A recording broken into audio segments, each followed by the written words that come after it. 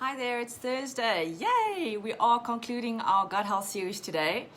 And because we are dealing with so much load shedding in the country, I am going to allow everyone a couple of seconds or minutes, in fact, to actually get online today. Some of us are running generators so we could have some of the interweb going.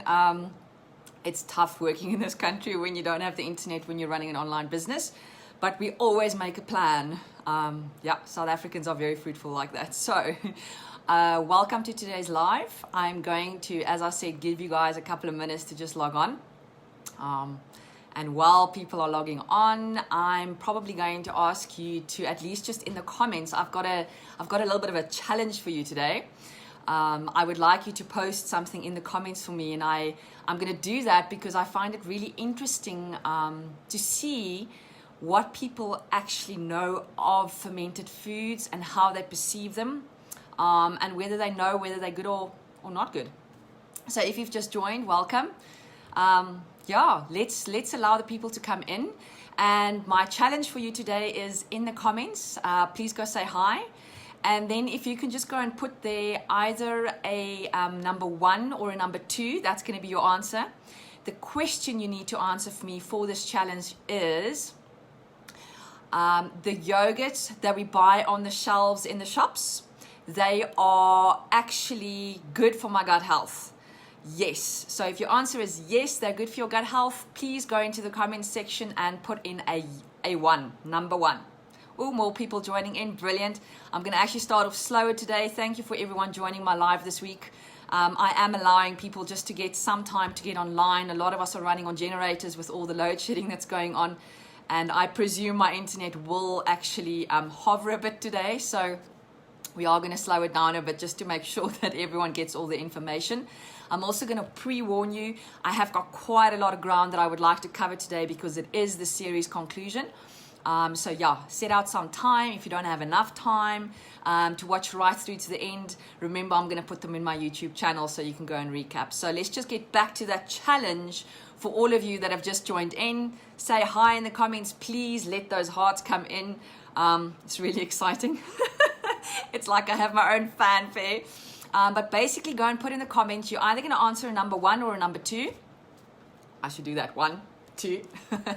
Number 1, if you think that the yogurts that you are purchasing in a supermarket off the shelves or in the fridge, do you know or do you think they are good for your gut health? So if you say yes, it's good for my gut health, please put in the comment section the number 1. All right.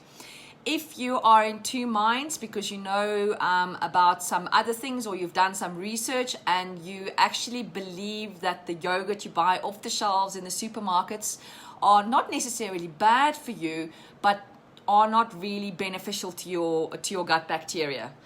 So if that's your what you're going to go with, then go and put a number 2 in the comments. Ooh, I've even got people from Australia coming in today. Fantastic. Hi, Gwen. Nice to see you. And I've even now got Yolandi, Donay, Catherine, Daleen, and of course, all the way from the UK, Daniel Marshall. Welcome to today. Definitely, Catherine. So if you don't have enough time, please go back in and go and watch the YouTube video afterwards. Today is going to be a little bit longer than normal. So I still see only a couple of 1s or 2s coming through. Please go and put in the comment section there as we're waiting for people to join in. Hello, Gwenny. Please go and put in either a number, a 1 or a 2. Why would you say number 1? Is I know or I think that the yogurt I buy off the supermarket shelves in the fridges is good for my gut bacteria. So that's when you're going to answer a number 1.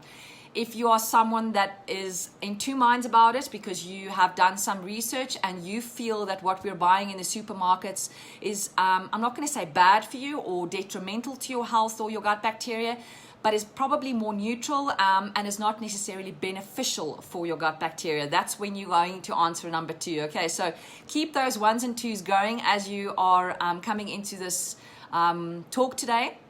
We are going to conclude my gut health series today, and it's not let's just not get sad about that, because remember, gut health is my passion. Hey, this is what I educate about. So all my future lives always have something to do with gut health in there. It's just this specific series and the topics I wanted to cover will conclude today. So if we can recap slightly, Daniel's saying 2, yes. Catherine, 2. Dalian, 2. Yolandi, 2. Oh, I'm liking my audience today. I'm not giving anything away, am I? I think I am educating a more educated population today in my life, which I get really excited about, because that at least means that the education is doing the rounds and that people are becoming more informed. So that is very exciting to me. Yeah, brilliant. So perhaps before we carry on with today's conclusion of my gut health series, which is called Healthy Gut, Healthy You, just a little bit of a disclaimer. Remember, I'm not a medical doctor and I'm most definitely not your healthcare provider. So all the information I'm providing today is more of a testimonial. It is from life experience, my microbiology background, where I have a PhD in microbiology and a master's in medical virology. It's combining all of that information and my absolute drive to always research and question absolutely everything I see and read. It's just my thing, hey? I was born with that just wanting to know more and questioning everything kind of brain. So I'm not your healthcare provider. When you have a serious condition, it is always advisable to approach your healthcare provider. And I think what I'm going to do today is I'll give you some tips on how to identify whether you would like to continue with your healthcare provider or maybe seek someone else's advice. Okay, but it is very important that you understand that none of the information I give here is going to replace any or substitute any of the information that your healthcare provider is giving you and is advising you on taking or eating or doing. Okay, so let's just get that clear right from the start. Oh, I have more people coming in. If you've just joined, please go put in the comments, number 1, if you think the yogurt you buy off the shelves in the supermarket is good for your gut health. And put in a number 2, if you think they're neutral, could be good, not really, or could be slightly to the negative side for your gut health. Okay, please go and put those in the comments for me. It's just interesting to see what people's perception are of the products on the shelves, okay, and what the education is going on about all natural foods. And you know, we're all on this we're in an environment now where information is so freely available, and a lot of people are starting to understand what really is required to have a healthy gut so that you can have a healthy you. Okay, so let's move on from there, because last week what I promised you in the conclusion for today is I was going to summarize how you could improve your gut health if you think you've got an issue, or it is already a health challenge in your life. Okay, what you can add, in other words. And I'm also going to be referring to some good links and specific providers or doctors that I like following, just because I find the information really beneficial. Again, these are my opinions. But yeah, it's good to know what's out there and to know what credible information is out there. I think that's the key word there is what is credible information. Okay, so let's go on with Tanya's favorite links and why I say what I say. So obviously I've been struggling with gut health my entire life. I probably only at the age of 40 or 39, I'd say, really actually started getting to a space where my gut was starting to heal itself because of everything that I had implemented in my life, seeking more natural alternatives, really focusing on eating organic, because I started realizing the load of toxic the toxins and how they're impacting my body on a daily basis. Okay, because our bodies, they're equipped to heal themselves, but they can't do that if we keep on bombarding it with toxins in the air, in the food that we're eating. Yeah, but anyway, but a lot of breaking up. Not sure if it is my line or yours, but a lot of breaking up. Oh, Darlene, I don't know. It could be the internet. Remember, we're still dealing with OC cables. My internet is showing actually that it is stable, so hopefully it's not mine. All right, because the video is recording, I will go and post it in my YouTube channel afterwards, so you will be able to rewatch. Okay, so let's move on from there. So basically, when I chatted to you guys last week and in the weeks prior to that, I mentioned things that are going to be detrimental to your gut health. Number 1 on that list, stress. Okay, why? Because it dehydrates your gut. There's permanently cortisol and adrenaline going on, and then your immune system is affected and your gut bacteria is dying, and more than 90% of your immune system which is a system. It's a conglomerate of different areas in your body. It's not just one organ that sits in your gut. So when your gut bacteria through the vagus nerve that talks to your brain all the time, when that is damaged, or when you're actually negatively affecting your gut bacteria, your immune system takes a major knock. Okay, so stress is the number one factor that's going to affect your gut. The second thing we need to look at is obviously whatever we're putting into our mouths, because that affects it the quickest and the hardest. Okay, so things like gluten and wheat that promotes leaky gut syndrome, dairy, which is highly inflammatory, caffeine, refined sugar, soy, just because everything is GMO, so gluten, genetically modified organisms, which not everyone is as sensitive as other people, but a lot of it is got to do with the fact that our bodies are not able to recognize those proteins and use them as food. Eggs are highly inflammatory. Corn, yes, and corn syrup is in everything. If you don't cook from scratch and you're buying all these processed things, there's high fructose corn syrup in almost everything. Peanuts and tree nuts and shellfish, vegetable oils, and obviously alcohol. All right, and I then briefly spoke about things that you can start incorporating into your life that can start healing your gut. Okay, so just before we get to that, because this is obviously, besides stress, there's another biggie that actually destroys your gut flora really, really quickly, and that's antibiotics. So we live in an era where doctors are overprescribing it, but not just to humans. Remember, the veterinary industry overuses the antibiotics to a very large extent. Why? Because it prevents the animals from getting sick, and it also builds muscle. They make them really strong, and these animals grow fast, a lot faster than they would if they weren't administering the antibiotics. So we're getting in all those animal proteins with the bacteria with them that might have already developed a resistance to the antibiotics. So these are all things you need to think about and look about. Emulsifiers, a very big no-no. Preservatives, obviously. So if you're going to be purchasing stuff that's pre-prepared, it has to be preserved, because you want it to sit on the shelf for a couple of days before it becomes contaminated with a food spoilage organism that's going to have the potential to really make you very, very, very ill. Oh my goodness, we have Eve that's just joined. Fantastic. I haven't seen you in a while. Welcome, Eve. So all these things are negatively affecting the bacteria. The hand washes, the antibacterial hand washes, and then eating it. There's just so many things that we are really damaging our gut with. So the number one thing I want to focus on is probiotics, because this is a very hot topic in the industry at the moment. And should I supplement? Shouldn't I supplement? There's so many different supplements out there. And what I'm going to start off with my very extensive microbiology background. Not all probiotics are created equally, because a lot of them, you've got to think about the mechanics of the bacteria and the yeast and the fungi that they put in there. So what we can physically grow in a lab is very dependent on the food and the nutrients we put in the media that we're feeding them, number one. And also the conditions, because if you think of your gut bacteria, there's no oxygen there, hey? It's got to be microbes that are growing completely anaerobically without any oxygen, because it's actually poisonous to them. And we just do not have the ability to grow the right, or even isolate or understand which organisms are actually there. So we do get quite good probiotic supplements on the market, but most of them are favoring certain bacterial strains and yeast strains, because we simply cannot grow all the others, okay? And you've also got to now understand these dried ones that you buy in a capsule that are sit on a shelf at room temperature, when they are capsulated, they start dying, okay? So if you're purchasing a product that's been sitting on a shelf for 6 months, and it perhaps traveled in a courier van or a delivery van that has been sitting in a very hot sun, you're definitely going to get a probiotic component which is not as lively as it should be, okay?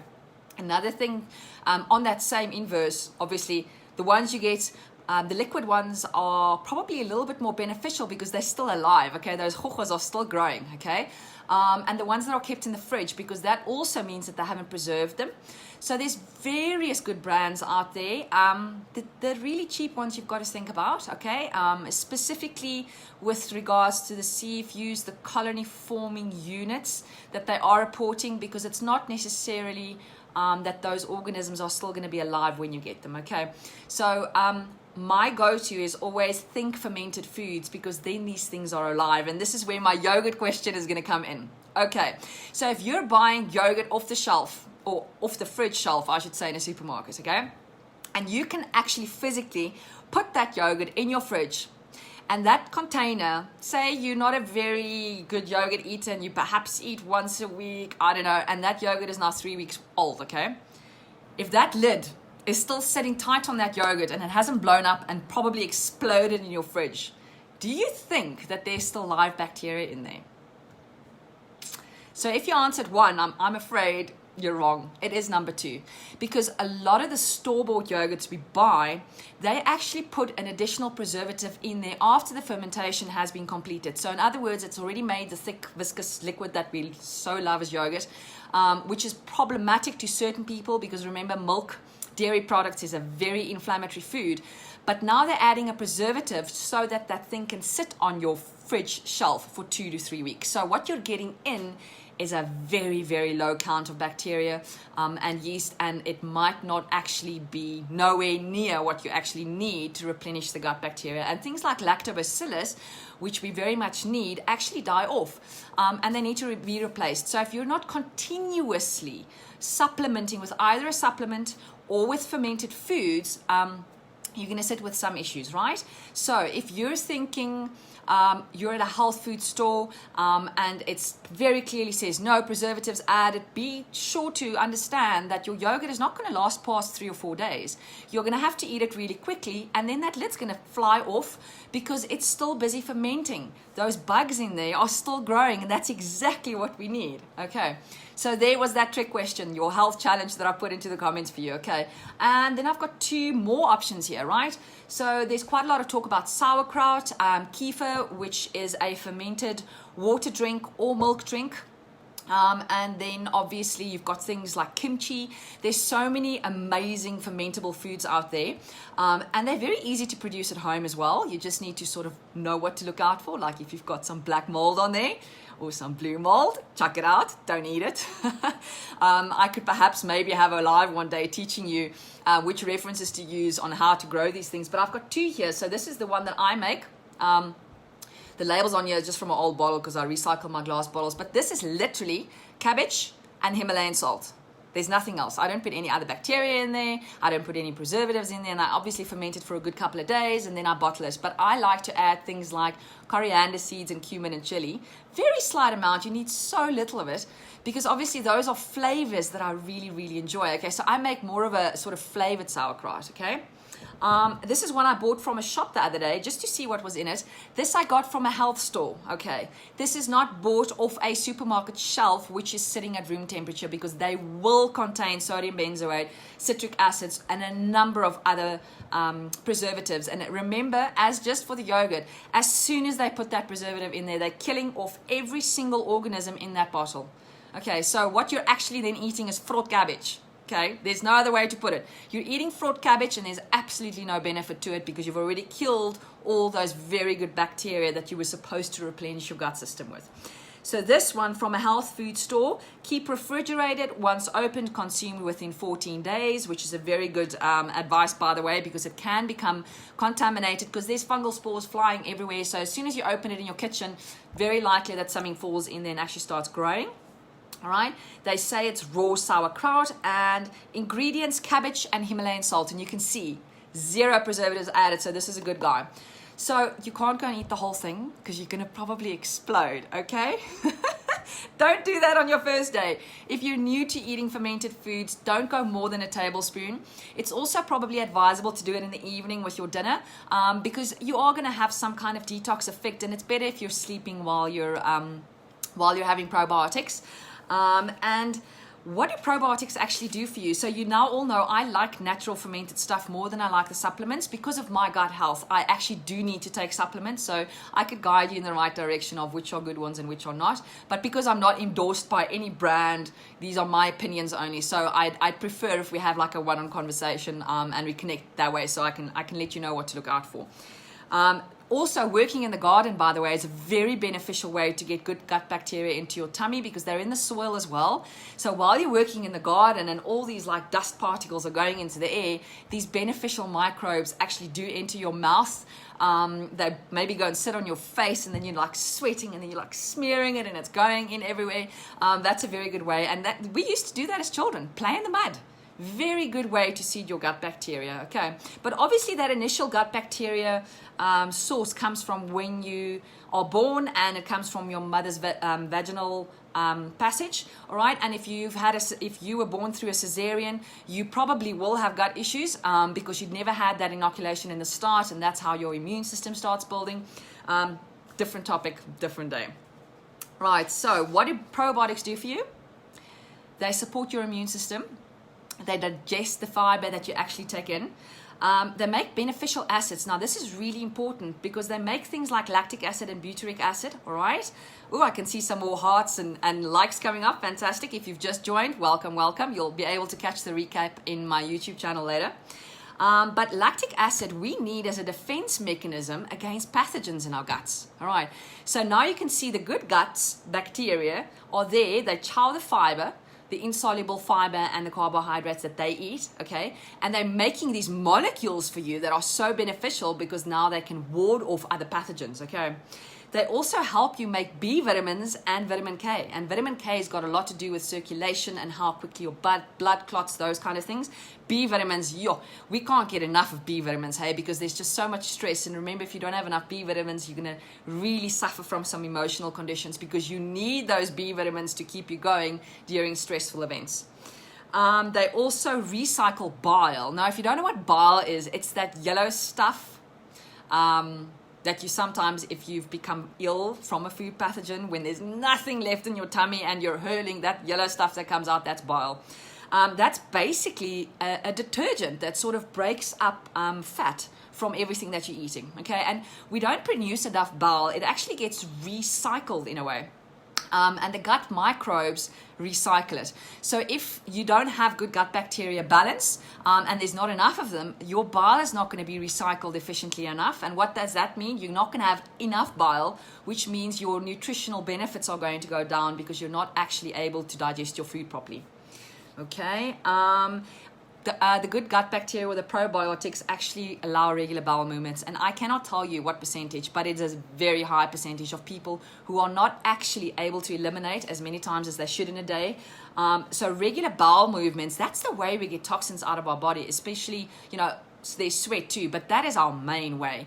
And if you are not someone that is making a bowel movement at least 2 to 3 times a day, it does indicate you've got some level of constipation. Okay, so it's definitely something you need to look into.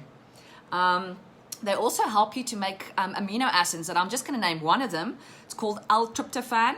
And L-tryptophan is a precursor of serotonin and melatonin. And if you remember from my previous episodes, we need those to feel good and to sleep properly. Okay, so you can see that the probiotics that we need to take in and get in and replenish all the time are really, really beneficial to our health.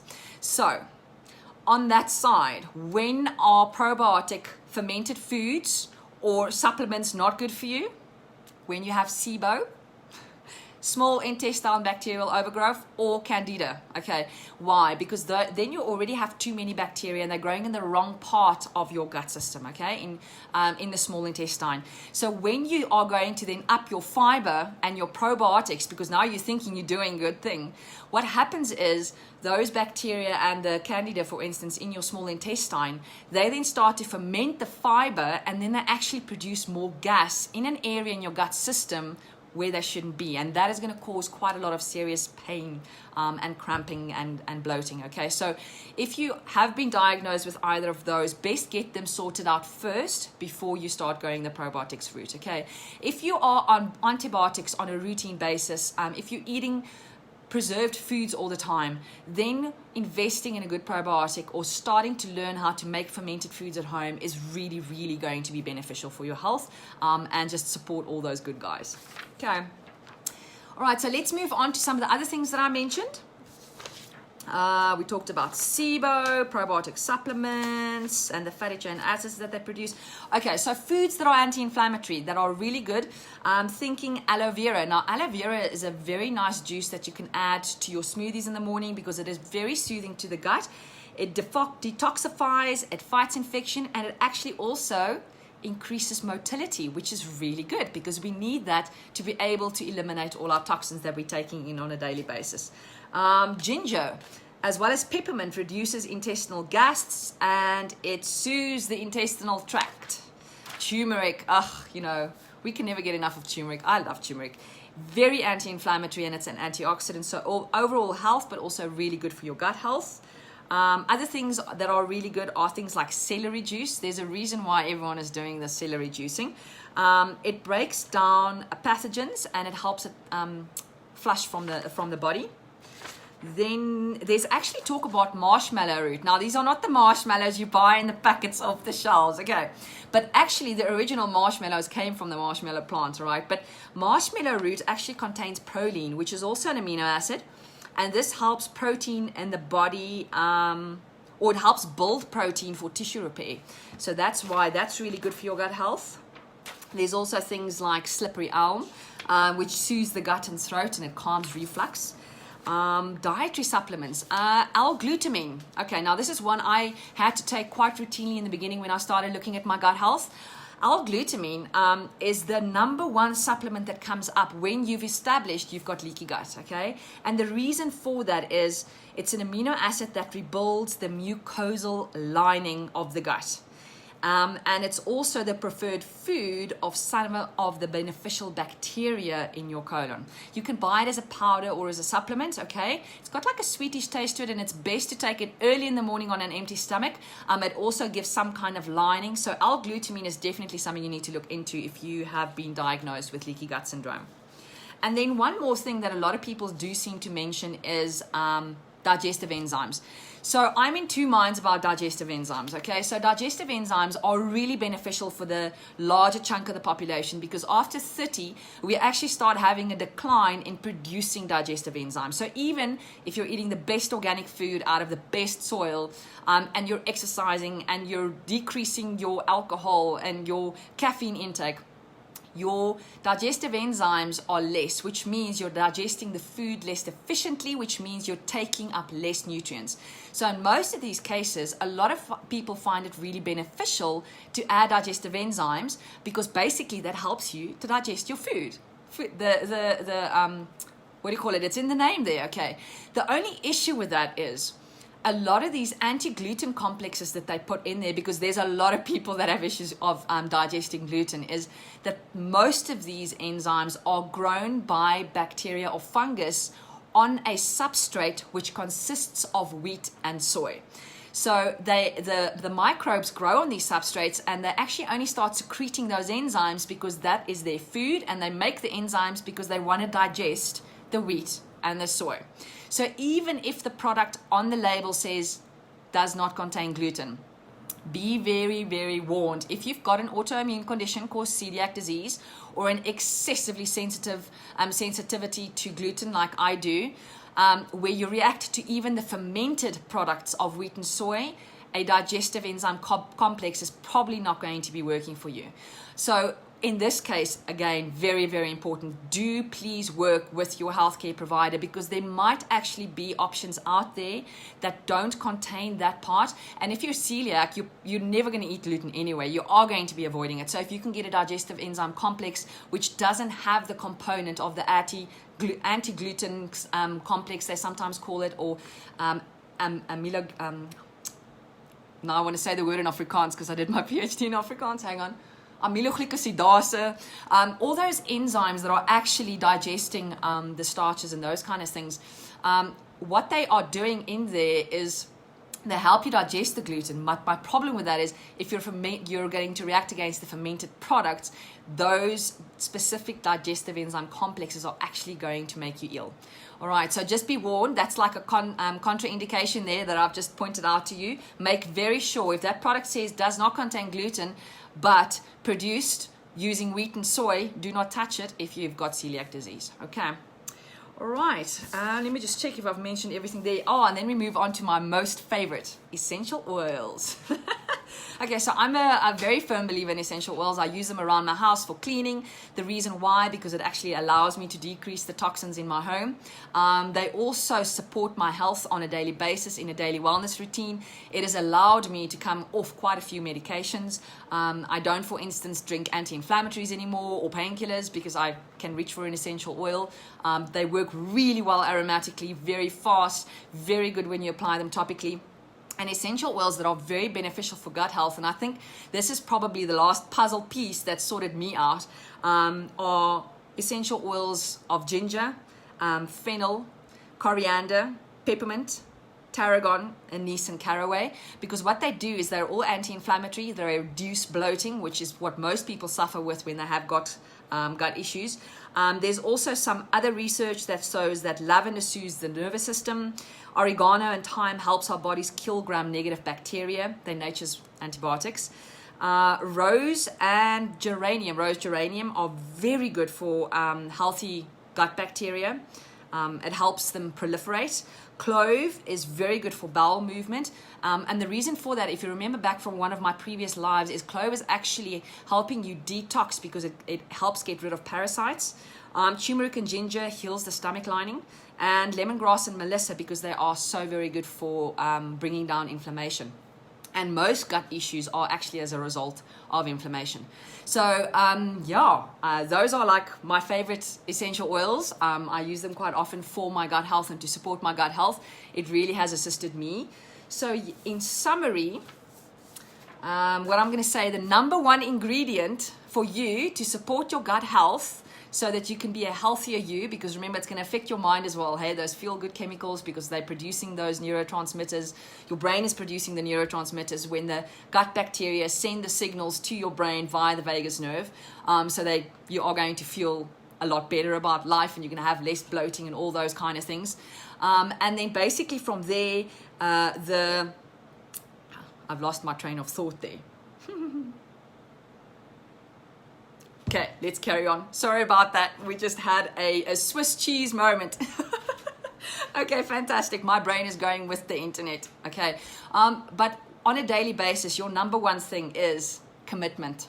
If you are not committed to start decreasing the toxins in your life, if you are not committed to go and investigate whether you have leaky gut and perhaps considering whether you need to start cutting out inflammatory foods, if you're not committed to making that positive change, you are going to sit stuck in this same position you are today, feeling generally horrible, okay, and not supporting your gut health.